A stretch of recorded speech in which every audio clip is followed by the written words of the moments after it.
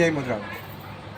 నేను తెలంగాణ ముదిరాజు సామాజిక చైతన్య సొసైటీ అధ్యక్షుడిని బానిస నారాయణ ముదిరాజు నేను కోకాపేటలో జరుగుతున్నటువంటి యొక్క భవన స్థలాన్ని చాలాసార్లు దర్శించుకోవడం జరిగింది. మొన్న మత్స్య పారిశ్రామిక సహకార దినోత్సవం సందర్భంలో కూడా నేను అక్కడ దర్శించుకున్నాను. అక్కడ చాలా మటుకు ఒక ఎంకరేజ్మెంట్ అనేది కనబడుతుంది. మనకు ఒక హోటల్ నిర్వహణ జరుగుతూ ఉంది. అక్కడ ఒక చిన్న కాంపౌండ్ వాళ్ళు కూడా నిర్మాణం చేయడం జరిగింది. కానీ ఇతరత్ర అది ఆ నిర్మాణాలు తప్ప ఇక్కడ ఏ నిర్మాణం కూడా అక్కడ కనబడడం లేదు. కానీ ఆ హోటల్ నిర్మాణము హోటళ్ళ గుడిసే ఎవరైతే వేసుకున్నారో అది మా తెలంగాణకు సంబంధించినటువంటి ఒక వ్యక్తులు కారు. తెలంగాణ ఏతరులైనటువంటి ఒక వ్యక్తిని మన ముదిరాజులకు సంబంధించినటువంటి ఒక స్థలాన్ని పైన హోటల్ నిర్వహించడము మన తెలంగాణ ముదిరాజులకు చాలా ఆశ్చర్యకరమైన విషయమే కాకుండా ఆ పెద్దలు ద్రోహం చేసిన వాళ్ళే అయినరు.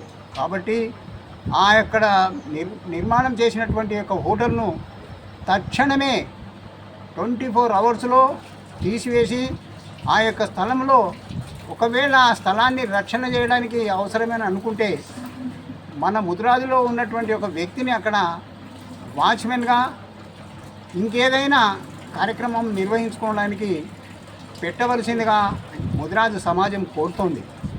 కాబట్టి ఇట్టి మా ప్రభుత్వం ఇచ్చినటువంటి యొక్క ఈ స్థలము కేవలము ముదిరాజులకు మాత్రమే చెందుతుంది. కానీ ఒక్కరికో ముగ్గురికో నలుగురికో చెందేటువంటి ఇది కాదు. ఇది గ్రహించవలసిన అవసరం ఉంది. కాబట్టి ఇప్పుడు మీరు తయారు చేసుకున్నటువంటి మీరు ఏదైతే ట్రస్ట్ అనేది ఏర్పాటు చేసుకున్నారో ఆ ట్రస్ట్ కూడా ఇల్లీగల్ ట్రస్టే.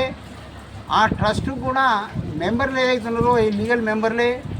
ట్రస్ట్ ఏర్పాటు చేయడానికి ముందు మొత్తం ఇక్కడ ఉన్నటువంటి సంఘాలను అన్నింటినీ కలుపుకొని అక్కడ సమావేశం ఏర్పాటు చేసి అన్ని సంఘాలలో ఉన్నటువంటి ఒక వ్యక్తులను ఆ ట్రస్ట్లో మెంబర్గా తీసుకొని ఈ యొక్క ట్రస్ట్ ఏర్పాటు చేసి భవన నిర్మాణము పూర్తి చేయడానికి ప్రయత్నిస్తారని ఆ పెద్దలకు నేను విన్నవించడమే కాకుండా ఇప్పుడు ఈ యొక్క ముదిరాజుల యొక్క తెలంగాణ ముదిరాజుల యొక్క ఆత్మస్థైర్యం దెబ్బతినకుండా ఇతర కులాలకు ఆదర్శంగా ఉండే మాదిరిగా 1 సంవత్సరం లోపల ఈ యొక్క భవన నిర్మాణం చేయనిచో ఆ భవన నిర్మాణం యొక్క ట్రస్ట్కు సంబంధించినటువంటి యొక్క వ్యక్తులను మనము క్షమించరాదని మా ముదిరాజు సమాజం క్షమించదని మళ్ళీ ఒకసారి వారికి విజ్ఞప్తి కాకుండా వారిని హెచ్చరించడం కూడా జరుగుతుందని మనవి చేస్తాం.